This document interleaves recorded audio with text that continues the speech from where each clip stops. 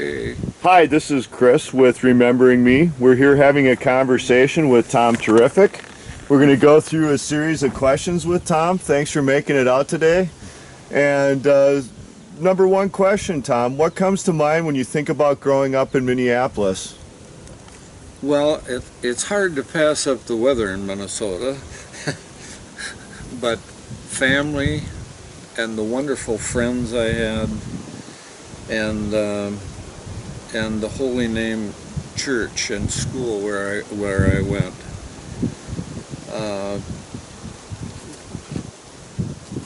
They were all just marvelous.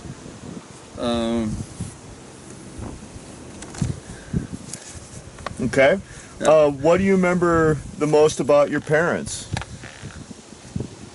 My parents, now remember, we had 8 children, so there were 10 in the family, and he worked on the railroad, so we were poor, and I remember how hard-working they were, religious-oriented, loving family, believed heavily in honesty, and beyond that, let's touch on my grandparents on my father's side.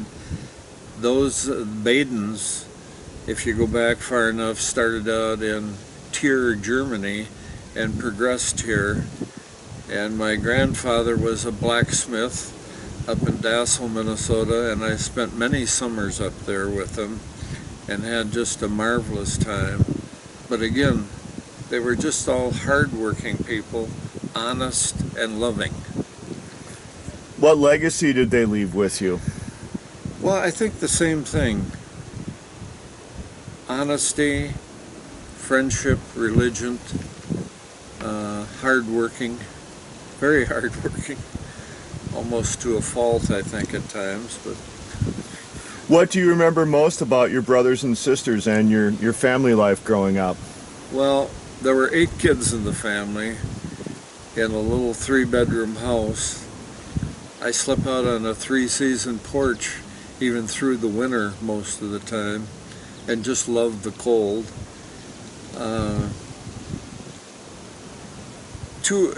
I was number 4, and I had 2 older brothers and an older sister.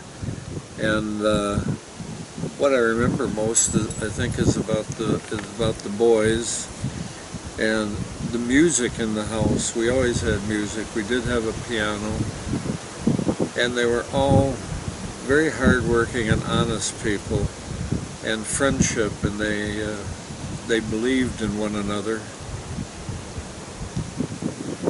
And I'm just sorry that so many of them have passed away by now.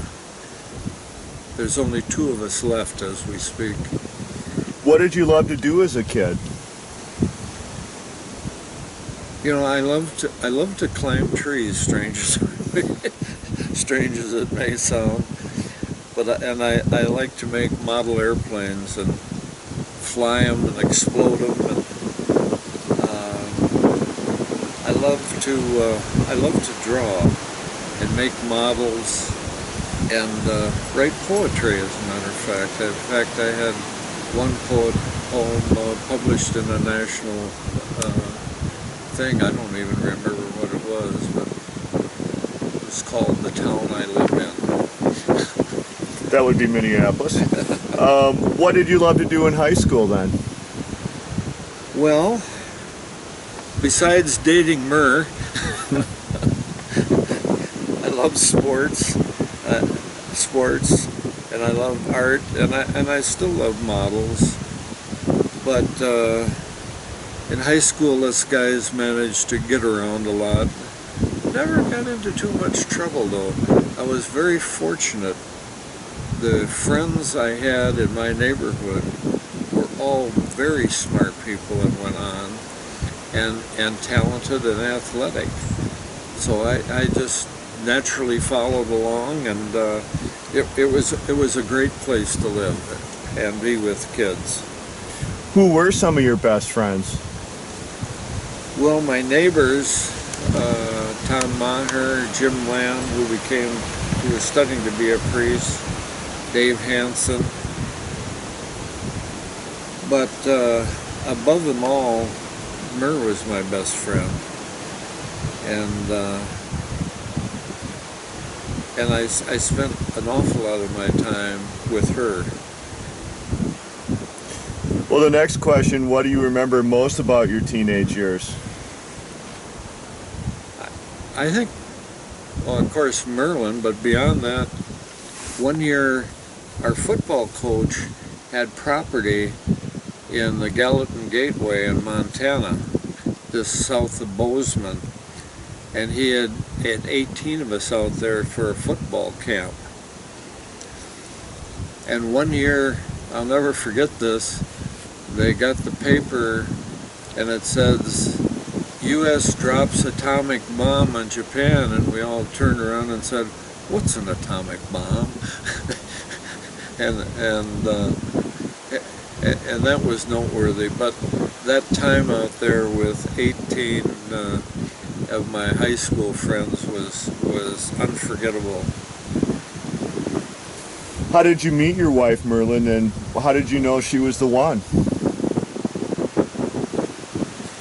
I met Merlin in our sophomore year at high school on an October day in 1945, about 44, and we went to a party, just a house party, and I danced with her at this party and got very excited just being next to her, holding her, and I asked her if I could walk her home.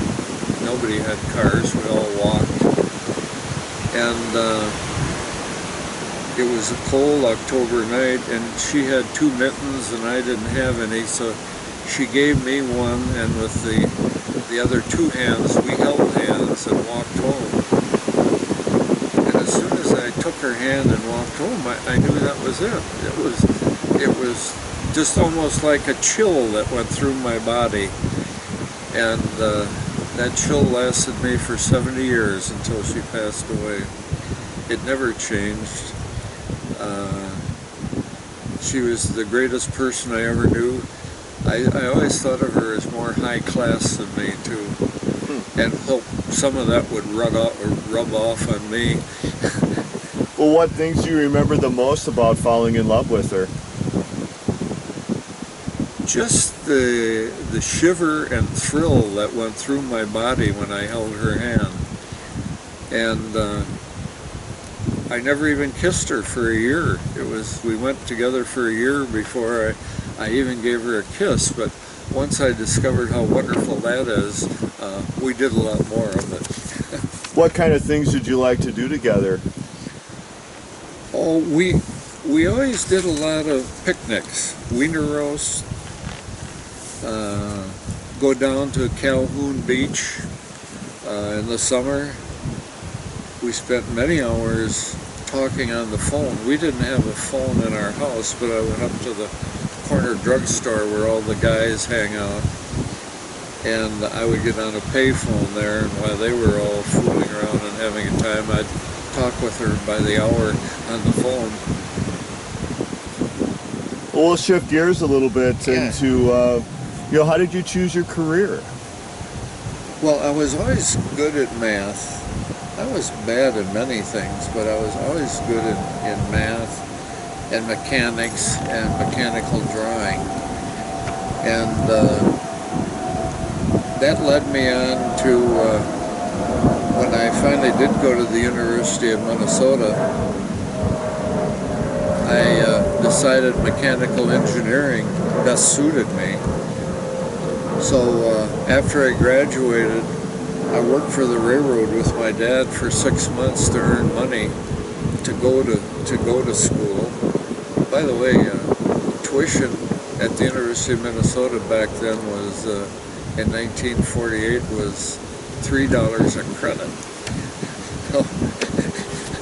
It's come up a ways since then. Can't even park for that. So what I earned on the railroad, I could pay for my own tuition. But then I also worked part-time, and I played football nights and Sundays. on an amateur football league. I went over to the University of Minnesota and I looked at those football players, and some of them were 3 years older coming back from the service, and they were just too big and talented for me. So I didn't play football at the University of Minnesota, but I played in an amateur football league for 5 years, and we used to play down at local stadiums and high school stadiums until the Minnesota Vikings came to town, and that deleted that whole football group. Well, going back to your career, what things made you successful at your career path?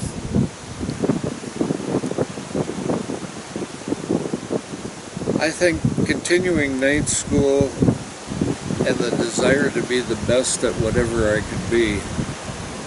And that was a lifelong thing of mine. Whatever job I held, I wanted to be the best the company ever had in that. And as a result, I got many promotions.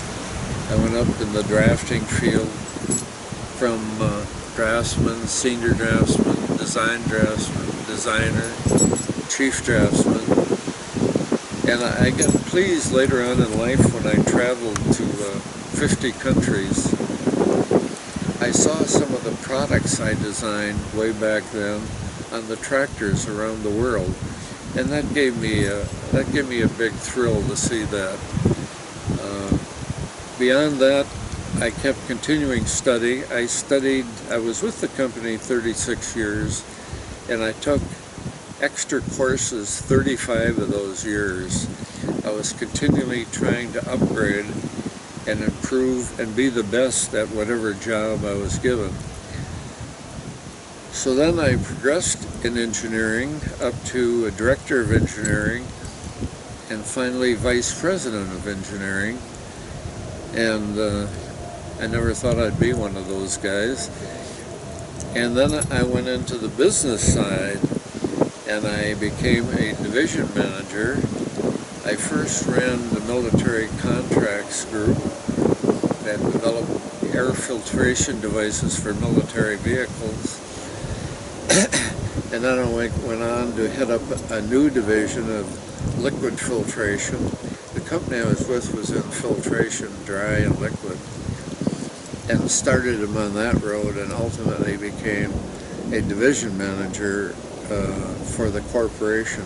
There were 2 divisional managers, and I guess that was the peak of my career. Was there any other highlights of your career that we may have missed?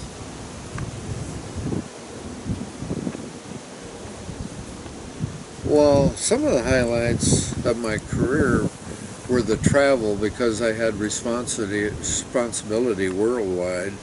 So I had to visit Africa and Europe and Japan, and now the company is much bigger and they're in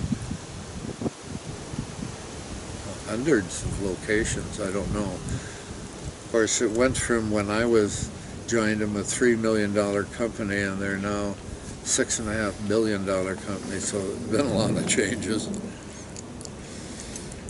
Okay, we're going to move back to family. What are the names of your children, and what do you specifically remember about each one of them and their families? And what we can do is we can just go in the chronological order, starting with Nancy. Yeah. Well, Merlin and I were blessed with 4 wonderful children. They all turned out to be very hard workers, almost to a fault at times, I think. But Nancy, our oldest, she was a very talented, a good-looking girl, a queen, and she was on, some Minnesota recognition thing, and she went on to become an airline stewardess and worked there for some 22 years. This was after we sent her to Gustavus for 2 years and she came back and told us, I don't know why I'm going to college, because I always wanted to be an airline stewardess. And we said, go to it. And within 2 weeks, she was an airline stewardess. And later on, she developed a college, she married a college sweetheart, Mark. And the two of them have gone on and very religious and dedicated. And she spent a lot of time helping a church in the Ukraine, and brought back her translator and educated her. As to Jill, Jill was also talented. Remember, in those days, they didn't have much athletic programs for women, and Jill was very good athletically. So she also became a dance line, as Nancy was, and she was just great in art. So much so that I used to like art, but I kind of gave it up when I started looking at her drawings, which were so far better than mine. And again, dedicated, hardworking, and loved art. As to Tom, he didn't go to college, so we spent his education money on music and making some tapes that he might market. And Tom was good, but he was like in that position of always being second best. He was good enough to keep trying and trying, but never got the brass ring. But he loved music, he loves it to this day, and he too is hardworking. After they got through some of the early ups and downs of life, he went on to be very successful at the state of Minnesota from beginning to his, well, the years of now he's a commissioner with the state. As to Chris, he was wild a little bit longer than some of the others, and but again a hard worker, and we encouraged him. But the thing that really got him going is when he found religion and God, and it just turned him around. And he's also turned out to be just a super son that we're so proud of. Were you ever scared to be a parent? Not really. I was more proud. There were never any particularly scary moments, unless you want to count the time when I had to go over to the jail to get Chris out of jail. But no. What would you say your approach to parenting would be? How would you describe that? Love, trust, belief in them, encouraging them to work hard and try.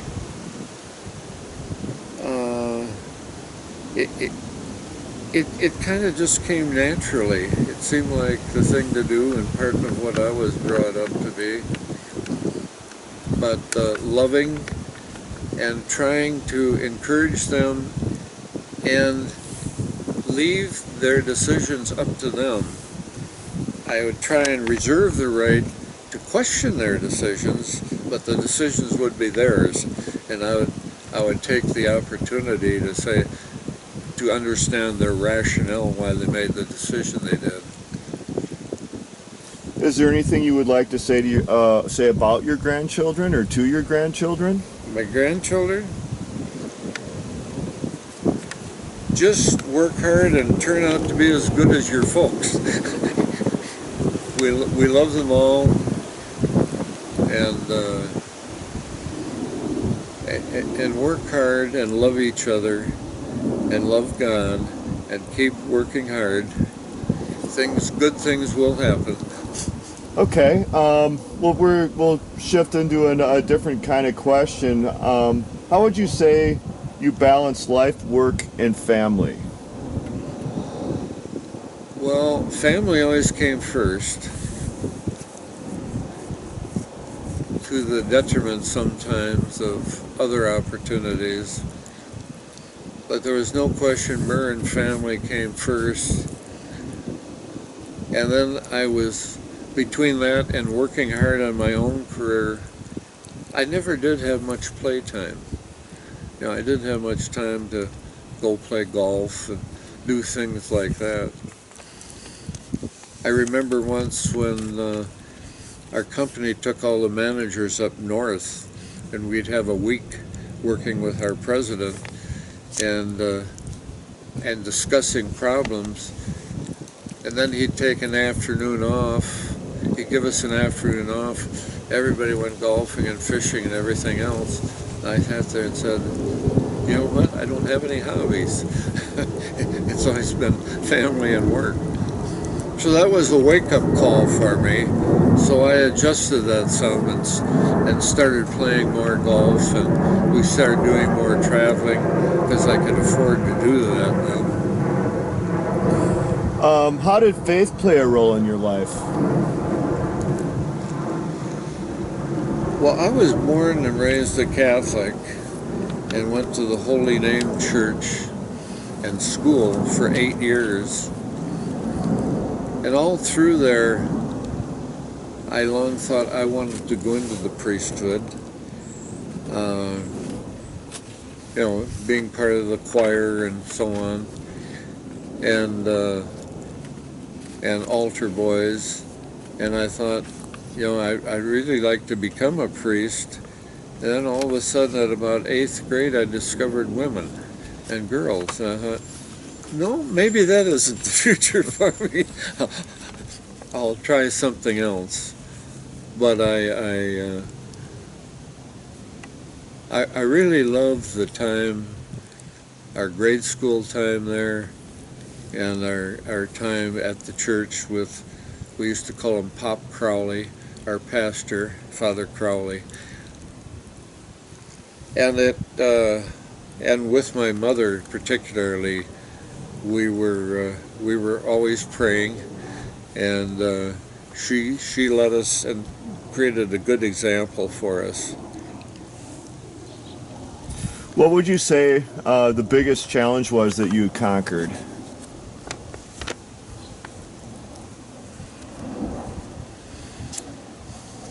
There were so many small ones. I don't know what the biggest one was. I think growing a career and growing a family, trying to balance the two things and make both work was tough. But I found out that I had a strong desire to learn, and I always wanted to be the best at what I was doing. So I'd try, and I would never be satisfied, and always wanted to try new things. That was more career-oriented. Family-oriented, I just wish I could have had more time to spend with them. As we got older and we got down to just Chris, I had more time with him because the other kids were a little older, and he was the last one left. So I really enjoyed following him, and particularly hockey, where he was a goaltender. And don't ever let your children become goaltenders, because as a parent, that's the worst thing to watch. I mean, it can be a 5-0 break, and if it goes in, it's all the goaltender's fault, you know. But I really enjoyed my time with Chris and following hockey. And so if I jump down to the next one, what would you say the funniest experience in your life was? Funniest? Funniest.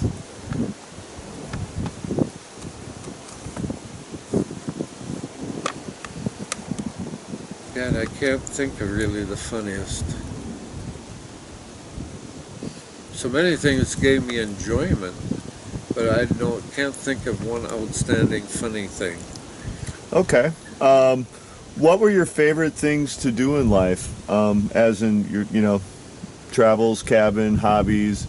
Uh, Obviously, as you retired, you were able to do a lot more of that. What would you say your favorite uh, things in life to do were? Travel. We visited 50 countries, Merlin and I, and after I retired at age 56. I joined the International Executive Service Corps that goes around to other countries and helps businesses out there. And I did this to a number of places like Russia and Mexico and Sri Lanka and Bratislava. And working in these countries, you'd spend about 3 months with them. You'd work with them, you'd eat with them, you'd play with them. You really got to know the culture of those companies. And that I really enjoyed. And I found one thing to be true in all my experiences with them, that all the people loved their countries very much, but distrusted the politicians. And I think you can say that almost every place now. But even in Russia, they really love their country and the people. And going over there and and teaching them about profit and loss when they've been a communist country was quite an eye-opener. But living with them, their businesses then were set up from the people you get in. They built everything. They had housing there, they had farms, they had vacation spots. They were completely in control through their whole life. And we went to one of the Russian farms, and that was quite an eye-opener. Lots of women working on the farm. What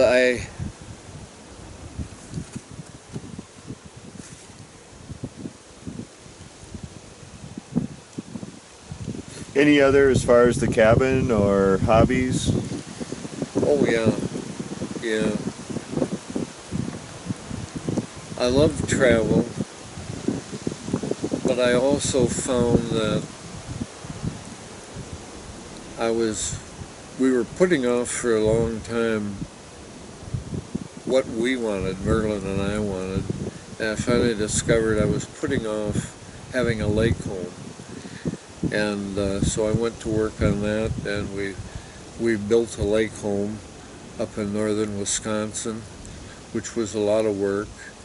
And it was a fun time, I think, for us, building it and getting it ready. And we spent so much time on that. And later on, we upgraded from that lake home to a new spot up north of Hayward, Wisconsin. And we found just a magnificent 4-bedroom log home on about 10 acres of property with about 1,000 feet of water frontage, most of it on the lake, but also part of it on a river. And those were just glorious days we had up there. I think the family liked it too.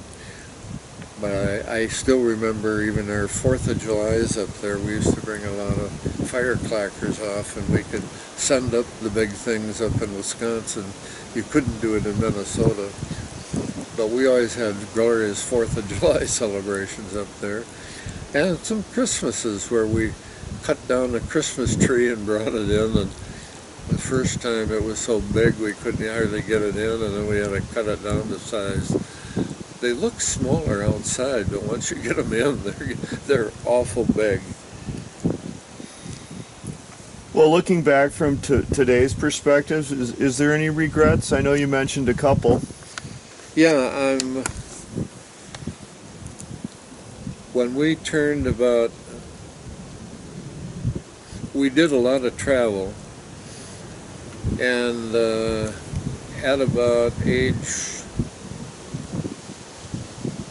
75, Merlin had a bad fall and cracked her skull open. and that prevented us from travel, and I really miss the travel. That was a big part of our life, and it's so educational.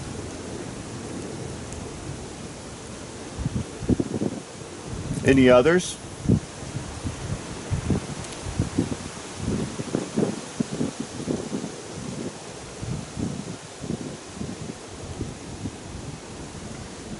No. Okay, well, we got just a couple more closing questions. I'll just sort of let you, we're going to loop these two questions together in your answer. One question is, what do you believe to be your legacy? And the last is just any closing thoughts here as we're having our discussion with Tom Terrific on this beautiful summer day. This is a beautiful day. Just We're just about 2 months away from our favorite time of the year, which is fall, early October, and you got to be up in northern Wisconsin to really appreciate that. The colors are most beautiful there of any place, and we've traveled all the 50 states here too, so we've been to them all. But I hope my legacy is my dedication to Merlin and family, and the desire I've had to learn and improve.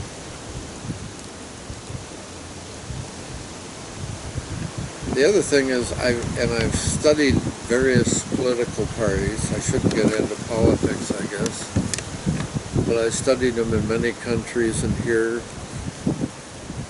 and found my beliefs best be served on the conservative direction.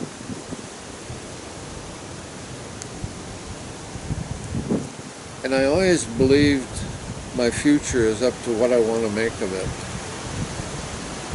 I don't want to rely on others. I wanted to take care of myself. And for the most part, we've done that. We haven't had many loans in our life. We haven't. The thing I'm having to rely on now in my remaining years is I can't drive anymore after an accident of a year ago, and I have to rely on all my kids to get us around. But the kids have just been so wonderful to us. And politicians want to try and direct so much of our life, and I just want them to stay out of our way and let us take care of our future. And I feel that politically the people closest to that is on the conservative side. But I just want to leave you with the fact that we've had a marvelous, wonderful, wonderful life. We've had just an outstanding family. Our kids have just been tremendous to us. And I hope future generations will find the same thing. And it can come through work and dedication. I think that's it. You've heard me long enough. Go on and live a happy life. Alrighty, thanks, Tom. How did that come across, you think? Oh, I think it's great. How long did it